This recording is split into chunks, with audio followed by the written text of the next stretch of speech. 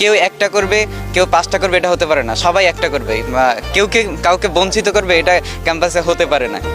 আমার সিনিয়র ভাইকে আমাকে প্রেম থেকে করতেছে না। তো আমার কথাটা হচ্ছে এই ধরনের যে হচ্ছে শ্রেণীগত শোষণ বা বৈষম্যের কারণে যে সমগ্র সোসাইটিতে যে প্রেমের যে একটা হচ্ছে অসম বন্টন তৈরি হয়েছে, আমরা হচ্ছে এই অসম বন্টনের বিরোধী এবং আমরা চাই প্রেম সুষ্ঠুভাবে সবার মাঝে বিলে যাক। প্রেম একটা সার্বজনীন ব্যাপার, প্রেম সার্বজনীনতা পায়। কেউ পাবে কেউ পাবে না, তা হবে না। কারণ যেখানে কেউ একজনকে পাচ্ছে না, আবার সেখানে অন্যজন একাধিক বা অসংখ্য জনের সাথে আর কি প্রেম চালিয়ে যাচ্ছে। তো আমাদের এই স্লোগানকে প্রতিবদ্ধ রেখে আমরা আমাদের প্রেম বঞ্চিত সঙ্গে এগিয়ে যাচ্ছে। স্লোগান থাকবে হচ্ছে কেউ পাবে তো কেউ পাবে না, তা হবে না।